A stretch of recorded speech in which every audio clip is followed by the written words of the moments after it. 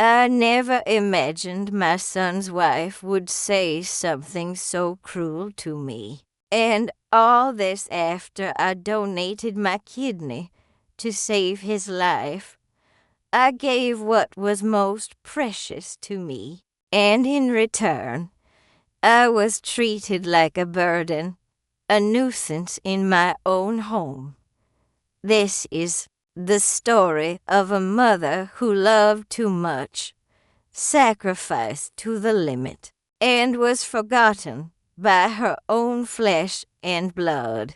You'll feel every emotion, every silent wound, every betrayal, and understand why not all love is returned. Stay with me until the end to discover how, even in the face of rejection and pain, it's possible to rise again and find the strength to move forward. If you've been through something similar or know someone who has, subscribe to the channel now and join this community that embraces, understands, and turns pain into hope. I remember it like it was yesterday. The doctor holding that clipboard with a look that tried to hide the gravity of the news. Margaret, your son's condition is delicate. His kidneys have practically stopped working. The ground disappeared beneath me. Michael had always been strong, healthy, full of life. How could he be lying on that stretcher, pale, with sunken eyes, struggling to breathe? My knees trembled, but I stood there, steady, as I always did. A mother learns to swallow her fear to protect those she loves, even when everything inside her is falling apart. The doctor was direct. He needs an urgent transplant. Time is against us. I didn't think twice. In that moment, my heart had already decided. I want to donate, run the tests, take whatever you need. I was filled with a strength only a mother understands, the kind that awakens when you feel you might lose what's most precious to you. I never thought I'd live through something like this, but I also never imagined the emotional price I'd pay for this choice. In that cold room, faced with the possibility of losing my only son, I realized I was willing to do anything at all. But deep down, I also hoped that by saving his life, he'd never forget what I did. That at least this would be enough to keep our love intact. But can too much love sometimes turn into a wound? Michael was always my biggest reason to get out of bed, even when I didn't have the strength to breathe. His father, he left when the boy was still in diapers, said he wasn't cut out to be a dad, and vanished. He never paid child support, never called to ask if he had a fever or needed a new notebook. So I carried everything on my shoulders, the fear, the bills, the high fevers. The first day of school, everything.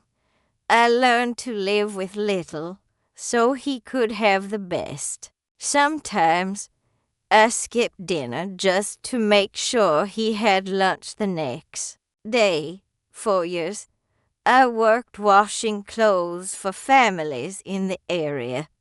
Calloused hands, an aching back. But my heart remained steadfast, because when Michael smiled, it was all worth it. When he said, Thank you, Mom. It felt like the world was embracing me. Every achievement of his was a medal on my chest. I spent nights sewing his college uniform when he got into university. I still remember the day. I cried with pride, hiding in the bathroom so he wouldn't see. Only God knows how much I gave up dreams, travel, rest just to make sure he had a future. But you know what hurt the most? Slowly realizing he hardly remembered any of it. As if my sacrifices had turned to dust over time. I didn't want a reward. I just wanted acknowledgement. A gesture. A simple, I know what you did for me. Does loving too much make people think it's an obligation? The hospital felt colder that day. Or maybe it was the nervousness making me tremble inside. We rushed through all the tests because time was running out. They had me sign papers fast, get blood drawn.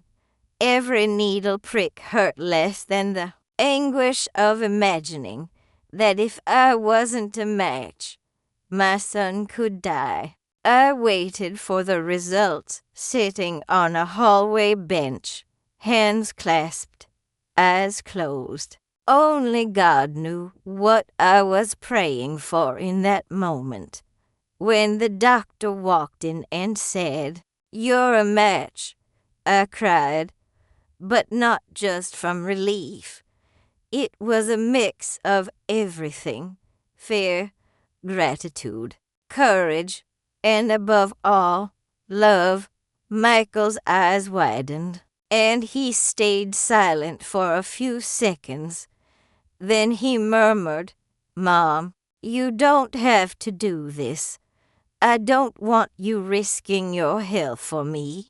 I looked straight into his eyes, like I had so many times when he was a boy, and said firmly, "I'd rather live with one kidney than live without you."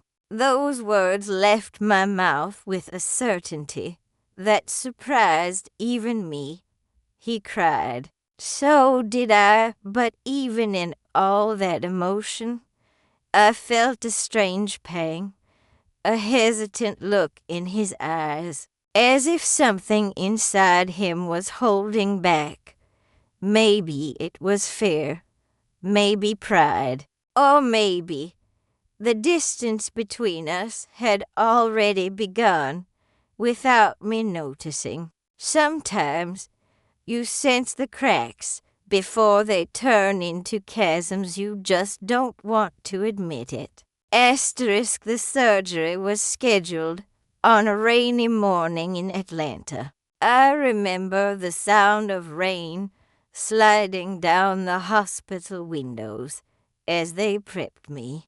I lay on the gurney with a heart full of faith and a little fear too, I'll admit. Facing surgery at 68 isn't easy, but what's a scar compared to the chance to save your child's life? As the anesthesia took effect, the last image I saw was Michael, teary-eyed, waving from a distance. That gave me strength.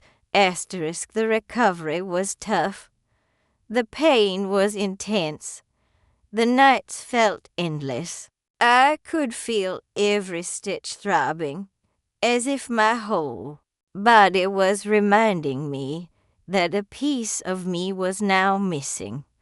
But even in my weakened state, I insisted on going to his room. When I walked in and saw my boy breathing easier, color returning to his face, I knew it had all been worth it.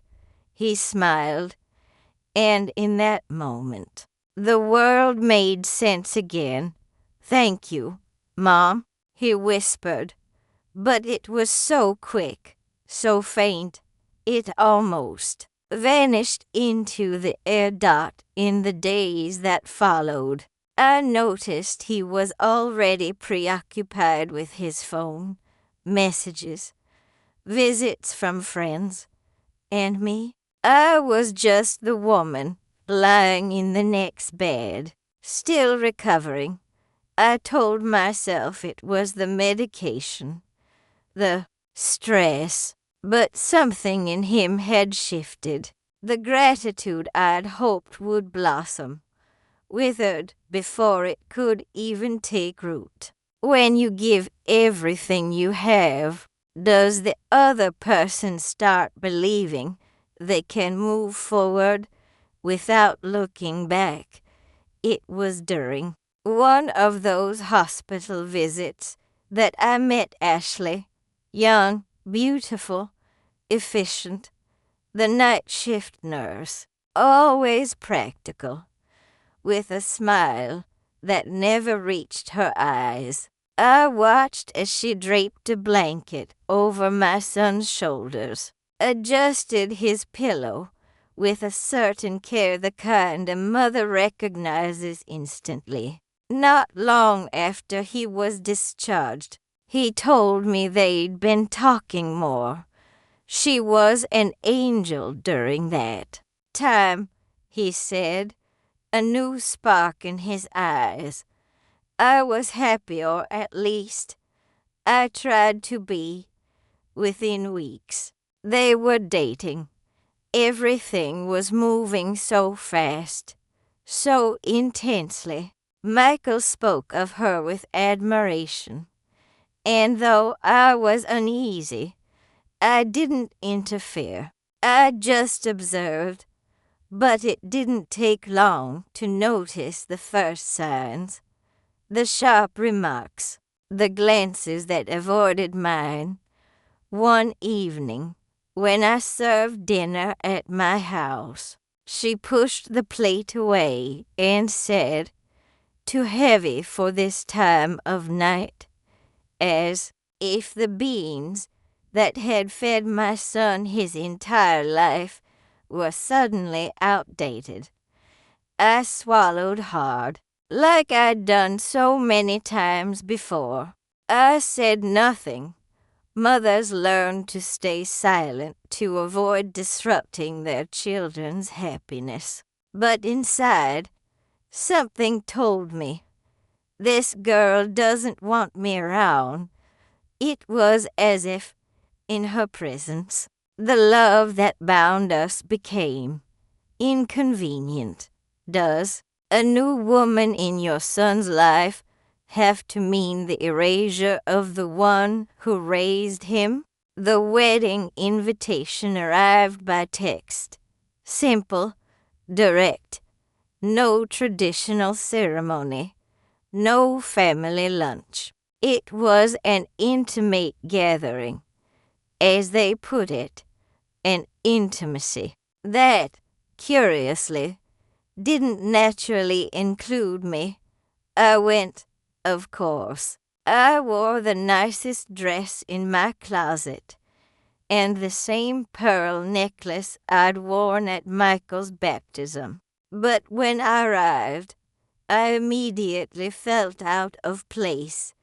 The stares, the hushed conversations, the photos I wasn't asked to join. It was like watching a movie from a far one I was no longer part of.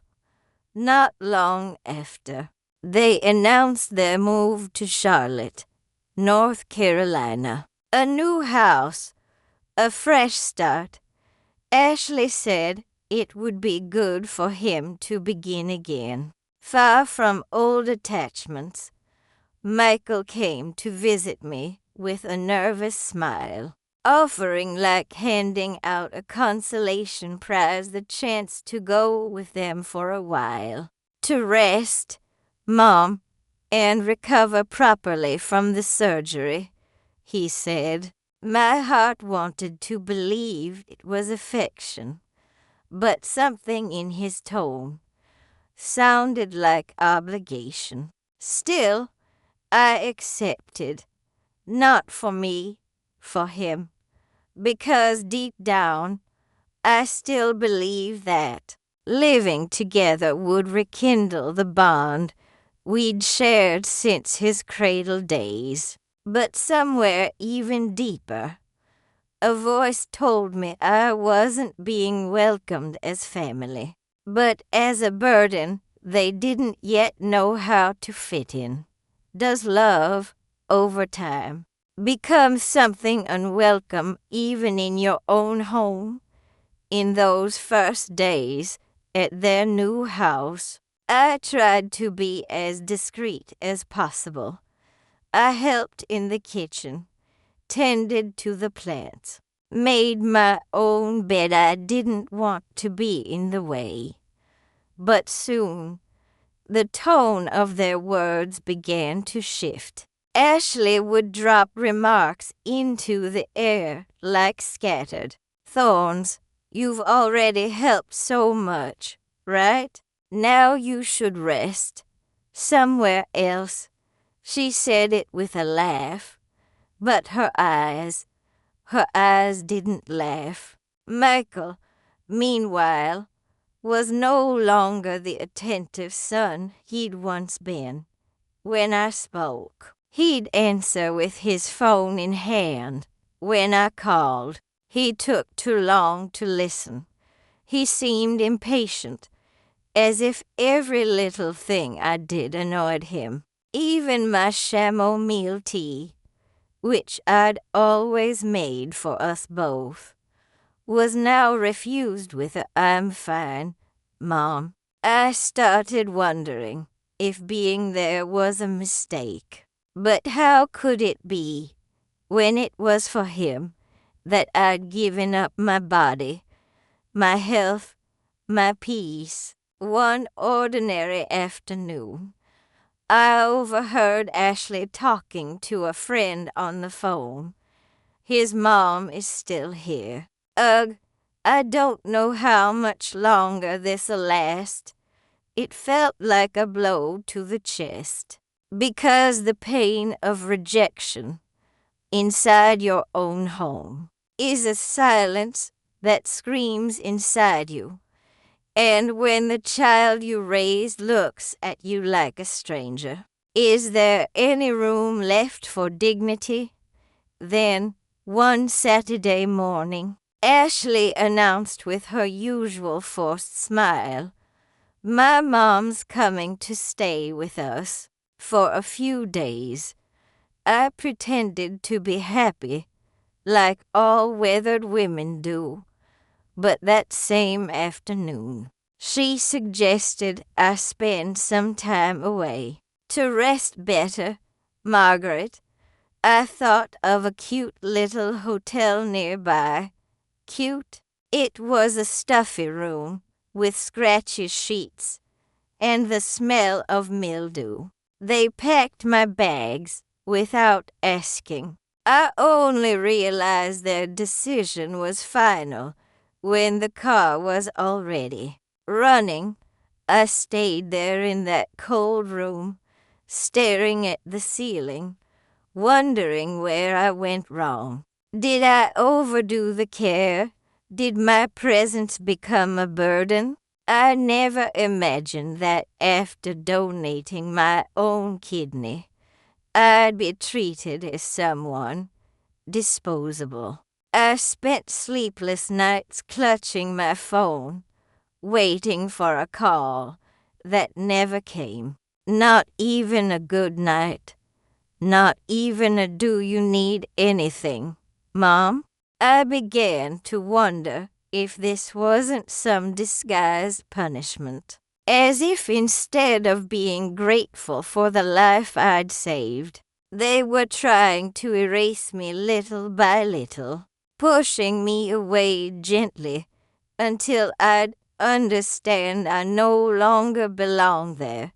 But why do we keep wanting to belong where we're clearly not welcome? When I returned from the hotel days later, I was met with tight smiles and half-finished conversations. It didn't even feel like I was the mother of the house. Michael announced a dinner with friends and asked me not to overdo the comments, as if I were some random nuisance. I put on my best blouse, fixed my hair with spray, and sat at the table with a lump in my throat. I just wanted to be treated with basic respect. But what came that night shattered me. Amid laughter and wine glasses, Ashley, her voice slightly altered, dropped the words that burned like acid. She's only here because she gave us a kidney. Right. Everyone laughed, an awkward, muffled laughter, except hers, which sounded mocking. Michael tried to brush it off, but said nothing, not even a hey, respect my mother, nothing. I felt my face burn. I slowly got up and went to the bathroom, where I cried quietly, like someone already accustomed to silent suffering. I stood there looking at my reflection, the swollen eyes, smeared lipstick, the face of someone who gave life and received contempt. I thought about leaving that house right then, but part of me still hoped he'd come after me, that he'd say, "Forgive me, Mom." But is a mother's love so blind that it accepts humiliation while waiting for a hug that may never come? The morning after dinner, Ashley asked to talk. She sat across from me with that calculated look, like someone who already knew exactly what to say. "Look, Margaret, if you want to stay here, that's fine. But I think it's fair you contribute to household expenses. After all, you've been here quite a while." For a moment, I thought I'd misheard. I stayed silent, waiting for her to say it was a joke. But it wasn't. I took a deep breath. Me, who had given my kidney to save her husband, was now being treated like an unwanted guest, like a financial burden. And the worst was yet to come. Michael heard everything. He was sitting on the couch nearby and didn't say a word. No defense, no gesture. He just lowered his head and stared at the floor like a cowardly boy, afraid to contradict his own wife. My heart broke right then, a kind of pain no surgery could ever heal. I looked into his eyes and could only say, "I gave my health. Now you want my money." The silence that followed was crueler than any response. I went back to my room and sat there for hours with my suitcase open and my heart closed. After everything, absolutely everything, was it still not enough for them to look at me with respect?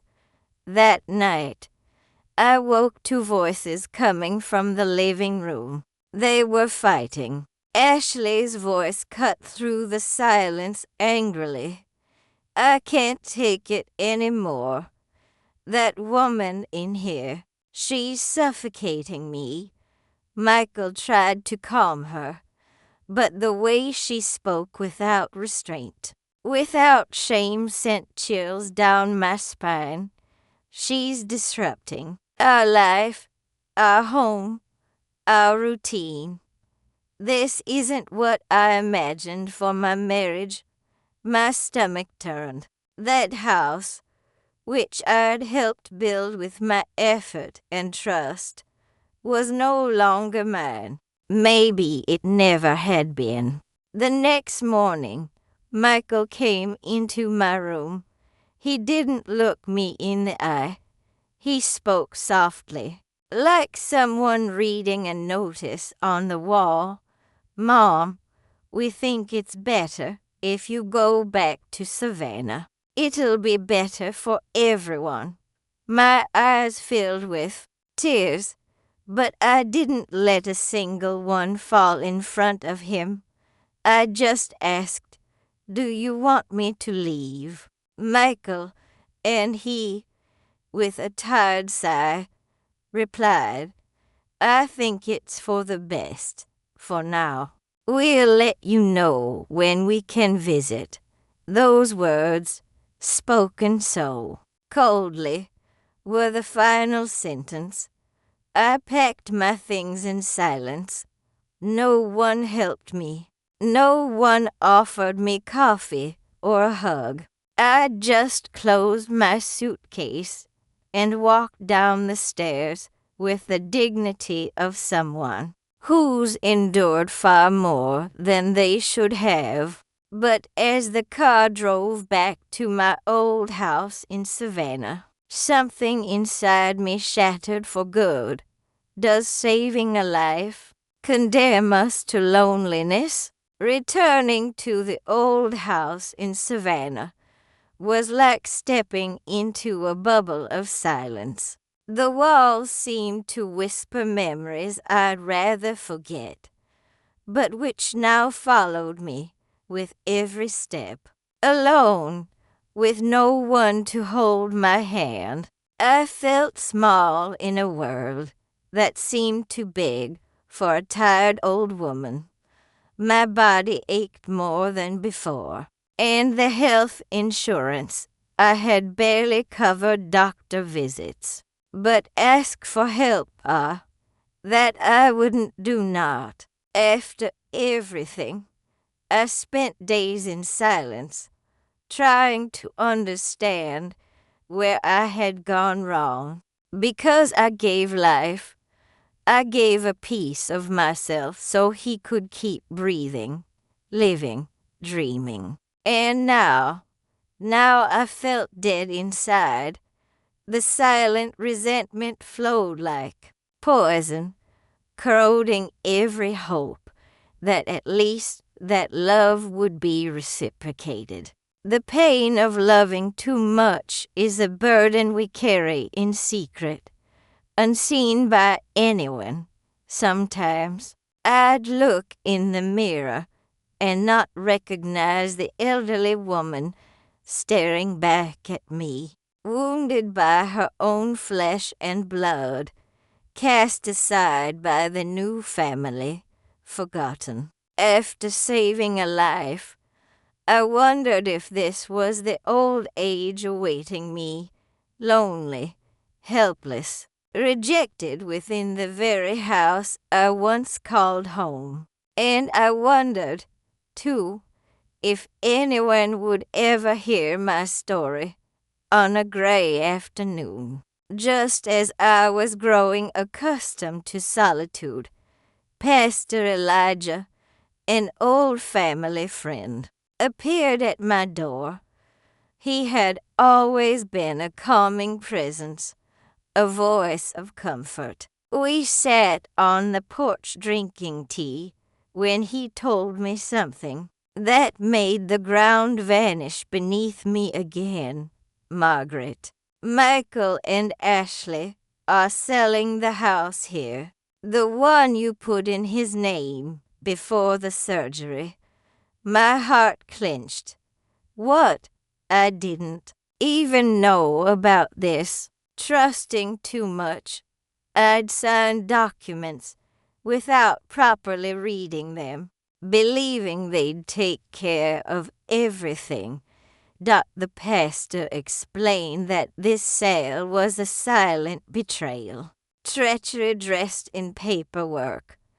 The house where I'd left my memories, my tears, and my hope was being taken by the very son I'd saved. It felt like a cold knife piercing my soul. The sense of abandonment grew heavier, like a dark cloud that refused to pass.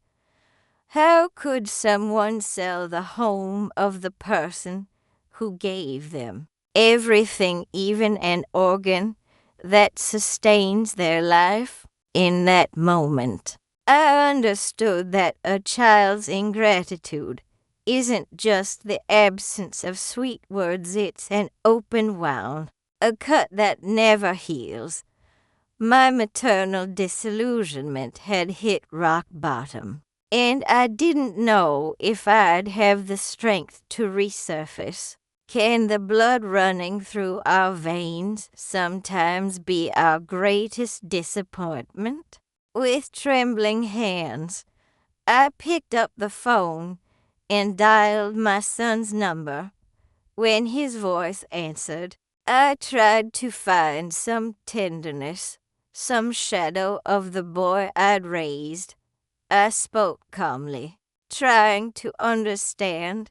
Michael, I know you're selling our house.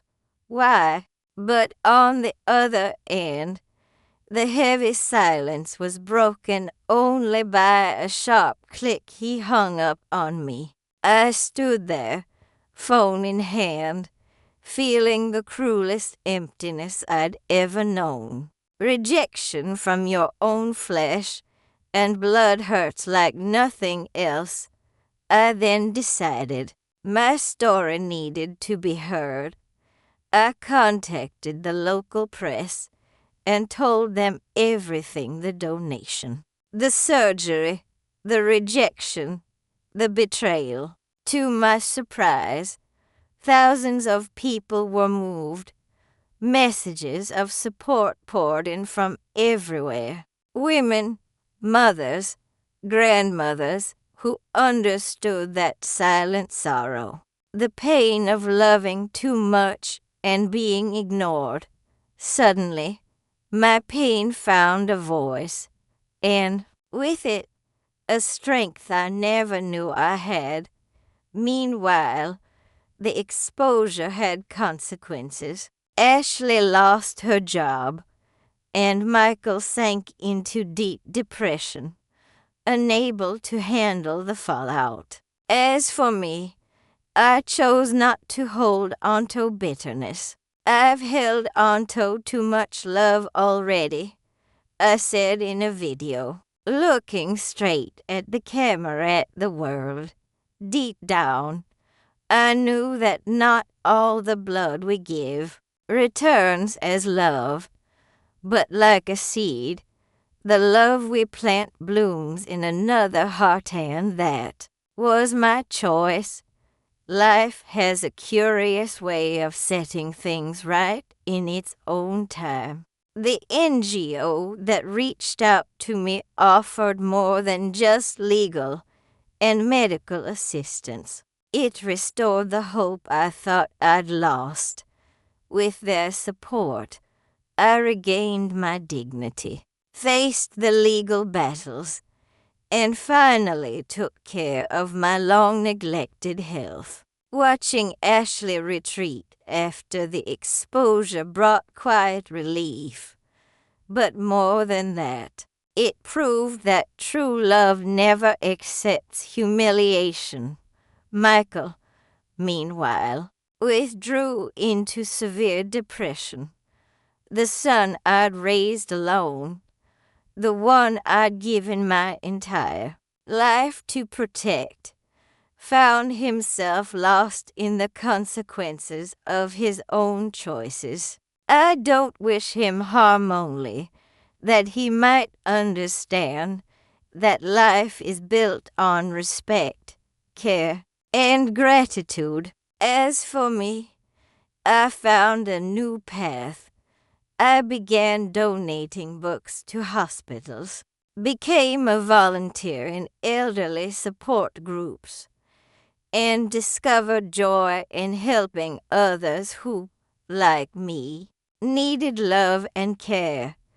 Today, even with an open wound, my heart still beats strong and full of life. I've learned that not all the blood you give returns as love, but every seed planted with love blossoms in another heart. And this is my story, my strength, my truth. After everything I've shared, I leave you with a question to reflect on. How far would you be willing to go for love? And does true love deserve to be met with ingratitude? My story shows that even when the blood we give doesn't return as affection, our strength can bloom in other ways. Now I want to hear from you. Have you ever been in a situation where you loved too much and were cast aside? How did you handle it? Share your story in the comments. Let's build a network of support and understanding. And if this story touched your heart, don't forget to share it with someone who needs to hear this message. Subscribe to the channel and turn on notifications so you don't miss any content that empowers, inspires, and embraces women like you. Together, we are stronger and our stories deserve to be told.